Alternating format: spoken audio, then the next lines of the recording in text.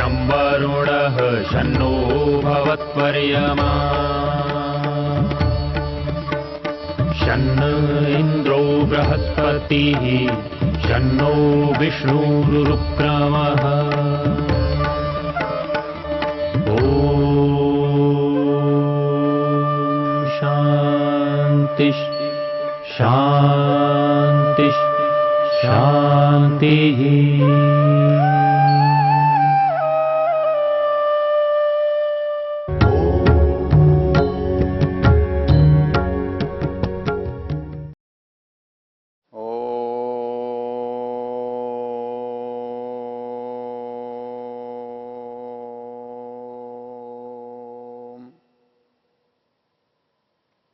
हमारा ये वेद प्रवचन का कार्यक्रम है। वेद ज्ञान की चर्चा इन क्षणों में अपन करते और सुनते हैं और ऋग्वेद के 10वें मंडल का 34वां सूक्त है, जो बहुत प्रसिद्ध सूक्त है, जिसे अक्ष सूक्त कहा जाता है। इस अक्ष सूक्त के कुछ मंत्रों की चर्चा हम पीछे कर चुके हैं। आज इस सूक्त के 8वें मंत्र की चर्चा करने जा रहे हैं। मंत्र है त्रिपंचाशः क्रीडति व्रातयेषां देव इव सविता सत्यधर्मा उग्रस्य चिन्मन्यवे नानमन्ते राजाचिदेभ्यो नमयित कृणोति। जब हमारे साथ शब्दों के अर्थ प्रचलित आते हैं तो हम अपने प्रचलित अर्थों से मंत्र को समझने का यत्न करते हैं, ये स्वाभाविक है। इसमें भी त्रिपंचाशः क्रीडति व्रातयेषां देव इव सविता सत्यधर्म। जो जुआ खेलने वाले हैं वो जानते हैं कि जुए में जो साधन पत्ते होते हैं वो कितने होते हैं, लेकिन केवल उसी से नहीं खेला जाता है। हम यदि चाहे ताश खेलते हों, चाहे शतरंज खेलते हों, चाहे कौड़ियों से खेलते हों, तो ये नहीं कहा जा सकता कि जुआ खेलने का कोई एक ही प्रकार है। लेकिन इतना अवश्य है, जुए का जो प्रभाव और जुए की जो इच्छा, जुआ खेलने की हमारे मन में जो प्रेरणा और उसके परिणाम के प्रति हमारे मन में जो इच्छा, वो एक सहज सामान्य धर्म है, क्योंकि वो मनुष्य के मन से जुड़ी हुई बात है। इसलिए हम जुए को वस्तुनिष्ठ यदि समझेंगे तो एक ही चीज को जुआ कहेंगे। लेकिन जुआ किसी भी चीज से किसी भी परिस्थिति में खेला जा सकता है, और वो जो परिस्थिति होगी वो जुए का कारण होगी, और जो भी वस्तु होगी वो जुए का साधन होगा। कुछ भी हो सकता है, कोई नंबर से खेलता है, कोई रंग से खेलता है, कोई पशु से खेलता है। तो ये अलग अलग परिस्थितियां होती हैं। तो इन परिस्थितियों को यदि हम समझ लें तो बात को समझना बहुत आसान होगा। मंत्र है त्रिपंचाशः क्रीडति व्रातयेषां। येषां व्रातः, व्रातः जो समूह है वो त्रिपंचाशः क्रीडति, 3-5, 3-5 के बहुत अर्थ हो सकते हैं, क्योंकि 3-5 का अर्थ 5 के बाद हम जो 53-52 रखते हैं वो हो सकते हैं, लेकिन 3 गुना 5 हो सकते हैं, 3 और धन 5 मिलाकर 3 5 हो सकते हैं। तो यहाँ हमें क्या ठीक लगता है, क्या घटित होता है, यदि उसको हम देखें तो बाहर के अर्थ को हम यहाँ आरोपित करने की चेष्टा न करके यहाँ जो अर्थ निकल सकता है, निकलता हुआ होता है, जो सहज संभावित है, उसको यदि स्वीकार करें तो अर्थ करना अधिक आसान हो जाएगा। पहले तो हम इसको देख लेते हैं कि मंत्र कह क्या रहा है। यहाँ कर्ता के रूप में जुआ है, अक्ष है। ये अक्षों का जो समुदाय है, समूह है, जिनसे हम खेल रहे हैं, ये 350 क्रीडति व्रात येषाम, ये इनका जो समूह है वो 3 5 से खेलता है। एक तो इसका बता दिया कि भाई कहाँ तक का क्या प्रभाव है संख्या की दृष्टि से। दूसरी बात जो इस मंत्र में कही है, देव इव सविता सत्य धर्म, अर्थात इसके जो नियम हैं, ये जो हमको जो खेल है ये प्रभावित करता है, तो इसका प्रभाव वैकल्पिक नहीं है। इसके नियम बहुत अनिवार्य हैं। देव इव सविता सत्य धर्म, धर्म नियम को कहते हैं, व्रत को कहते हैं, मर्यादा को कहते हैं, जो सीमाएं हैं उसको कहते हैं। तो इस जुए के जो नियम हैं, जुए का जो व्रत है, जुए का जो परिणाम है, वो देव इव सविता सत्य धर्म। संसार में जो नियम हैं वो सबसे अच्छे किसके हैं? वो नियम प्रकृति में हम देखते हैं तो आप प्रकृति के कह सकते हैं, और प्रकृति में यदि कोई उसको चलाने वाला, बनाने वाला, उसमें क्रियान्वित करने वाला है तो वो परमेश्वर है। तो जो वो परमेश्वर के जो नियम हैं वो कैसे हैं? देव इव सविता सत्य धर्म। जो सविता देव, जो सविता देव है, उसके नियम जितने सच हैं, उसके नियम जितने सटीक हैं, जितने कार्यकारी हैं, उतने ही नियम इसके भी हैं। अब इसमें ऐसा लगता है जैसे जुए की तुलना जो है वो ईश्वर से, देवता से कर दी गई है। ये हमारे मानसिकता के कारण होता है। मूल बात क्या है इसमें? हमारी जो अंदर इच्छाएं हम पालते हैं, बढ़ाते हैं, चाहते हैं, वो इच्छाएं भी तो उतनी ही प्राकृतिक हैं।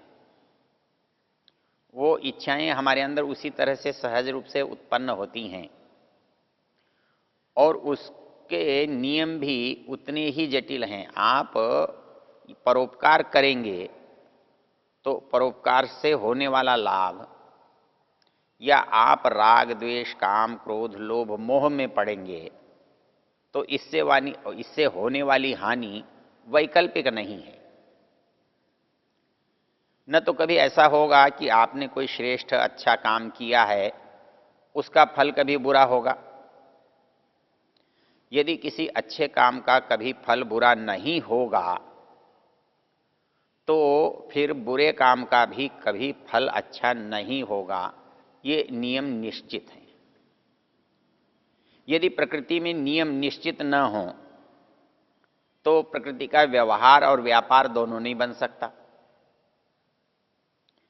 हम जो कर रहे हैं उसका कोई निश्चित परिणाम न हो तो हमारे करने का औचित्य ही कुछ नहीं रहेगा। हम कहीं जाना चाहते हैं और हम उसके लिए चल पड़ते हैं, यदि उसमें से पहुंचने की संभावना समाप्त हो जाए फिर हमारे चलने का अर्थ क्या रहेगा? इसलिए ये निश्चित है, सत्य है, नियम है। हम प्रकृति के नियमों को यदि समझ लें तो हमें व्यवहार करने में बड़ी सुविधा और सहजता हो सकती है। इसलिए यदि हम ये मानते हैं कि हम अपनी वृत्तियों का, अपने संस्कारों का यदि गलत उपयोग करते हैं तो उससे होने वाला परिणाम भी उतना ही अनिवार्य होगा, उतना ही ठीक होगा, हम उससे कभी भी नहीं बदल सकते। इसके अंदर एक बड़ा रहस्य है। जब वो एक वाक्य बोला गया है, देव इव सविता सत्य धर्मा, नियम का नियामक तो परमेश्वर है, इस व्यवस्था का व्यवस्थापक परमेश्वर है, उसने ये नियम बनाए और क्रियान्वित कराए। तो ये नियम अनिवार्य हैं, इनमें कोई भी परिवर्तन नहीं हो सकता, इनके फलों को कोई बदल नहीं सकता। नियम है, हम कार्य करेंगे उसका परिणाम हमें मिलेगा। हम ऐसा कार्य करेंगे जो हमें अनुकूल परिणाम देने वाला है, उसे हम अच्छा कहते हैं। जिस कार्य का हमारे शरीर, मन, वाणी पर प्रभाव बुरा पड़ता है, व्यक्ति, समाज जिससे दुखी होता है, हम उसे बुरा कहते हैं, उसे खराब कहते हैं, उसे हानि कहते हैं। तो कोई भी काम दो ही फल दे सकता है, या तो वो हमारे अनुकूल होगा, अच्छा लगेगा, हमको बढ़ाएगा, या वो ऐसा होगा कि हमें खराब लगेगा, हमको नुकसान देगा, हमें दुख देगा। ऐसी परिस्थिति में जो काम हम करेंगे, अंतर इस बात में आता है कि हम चाहते तो हैं कि अच्छा हो, इसलिए उस काम को करते हैं,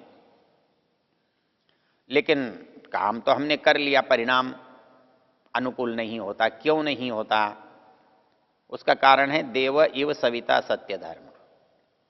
क्योंकि नियम में और उस कार्य के द्वारा किए गए जो फल है, इसके नियम में कोई बदल नहीं सकता। इसलिए जो काम है, जैसा है, उसका फल वैसा ही होना है। यदि यह निश्चित हो जाए, हम क्या सोचते हैं, हम बुरा करेंगे और अच्छा हो जाएगा, और इसलिए बुरा करते हैं। चोर ये समझता है चोरी कर लूंगा और बहुत सारा धन मुझे मिल जाएगा और मुझे कोई पकड़ भी नहीं पाएगा। यदि इनमें से किसी बात को वो ऐसे सोच ले कि मैं चोरी करूंगा तो हो सकता है मुझे न मिले, तो यदि फल न मिला, चोरी करने के प्रयास का कोई परिणाम नहीं हुआ, तो चोरी क्या करना। और यदि मान लीजिए कि वो फल मिल भी गया,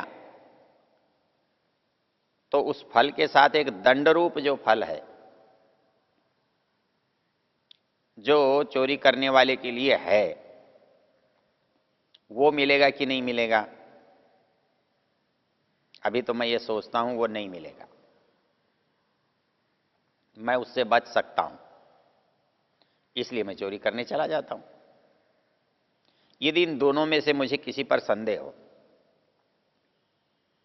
एक संदेह तो ये हो कि मुझे प्राप्ति नहीं होगी, और एक संदेह ये हो कि मैं दंडित हो जाऊंगा। यदि निश्चित दंड का पता हो जाए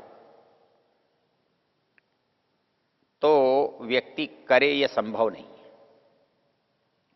यदि निश्चित ही पता है कि आज मैं चोरी में पकड़ा जाऊंगा, आज पुलिस वहां पहुंच गई है, उसने घेराबंदी कर ली है, और यदि ये मुझे मालूम हो गया है, क्या कोई ऐसा चोर, ऐसा व्यक्ति हो सकता है जो उस काम को करना चाहे और करने के लिए जाए? ऐसा नहीं हो सकता। इसका मतलब है कि मुझे उसके फल का या तो यह पता है कि ऐसा नहीं होगा, या होगा इसका मुझे पता नहीं है।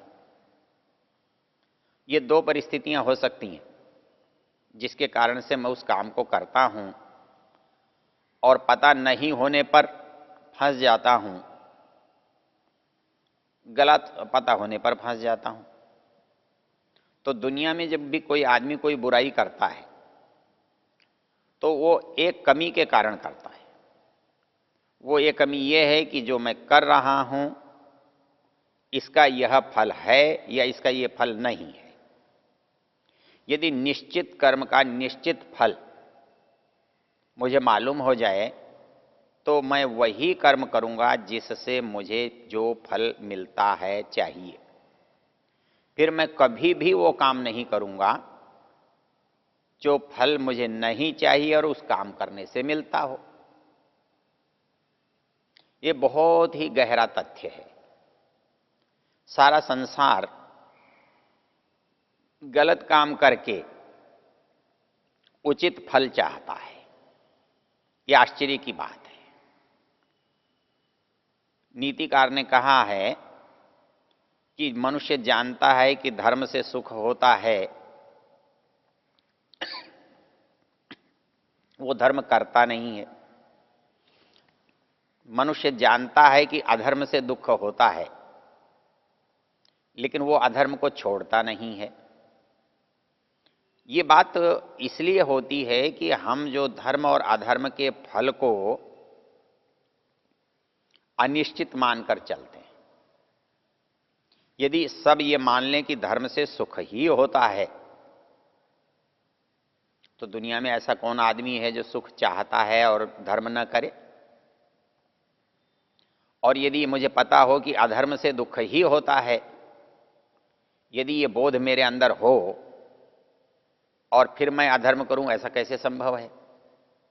लेकिन ऐसा होता हुआ हम देखते हैं। वो ये सोचता है धर्म करूंगा तो दुख होगा, वो ये सोचता है अधर्म करूंगा सुख होगा। यही हमारी प्रवृत्ति का मूल कारण है। और इस कारण को हटाने के लिए, बताने के लिए यहां एक शब्द पढ़ा है, देव इव सविता सत्य धर्म। अर्थात जो नियम हैं वो जैसे एक परमेश्वर के हैं, जैसे एक प्रकृति के हैं, जैसे एक देव के हैं, वो सत्य हैं। उनमें विकल्प नहीं है, उनमें बाधा या रुकावट भी नहीं है। वैसे ही जो काम जिन्हें हम बुरा कहते हैं, वो भी निश्चित फल, निश्चित नियम वाले हैं। उन काम को करने से वही प्राप्त होगा। हम जुआ खेलते तो इसलिए हैं कि इससे हमको धन की प्राप्ति होगी, लेकिन कभी हो जाती है और कभी नहीं होती। तो इसलिए जुए से धन प्राप्त होगा ही, ये नियम नहीं है। ये नियम हो सकता है कि इसको नहीं होगा उसको हो जाएगा, उसको नहीं होगा उसको हो जाएगा। तो फिर खेलने और खेलने वाले में संबंध क्या रहा? खेल और खेलने वाले के बीच में निश्चित संबंध हो तभी तो कोई खेलेगा। लेकिन हर मनुष्य जो खेलता है वो ये सोचकर खेलता है कि उसे लाभ होगा। वो ऐसा क्यों सोचता है? वो ऐसा क्यों करता है? वो इतना निश्चित मानकर कैसे चलता है? वो निश्चित मानता नहीं है, उसको संभावना पर चलता है, क्योंकि ऐसा होता है, ऐसा हो सकता है, इसलिए चलता है। तो यहां पर जो पद आया, देव इव सविता सत्य धर्मा, इसकी तुलना की है जुए से। तो लगेगा कि जैसे ये बड़ी कोई अच्छी तुलना नहीं है, छोटी है, लेकिन इसमें रहस्य है। नियम का, कार्य का फल के साथ संबंध होना, ये बात हमारी समझ की है। ओ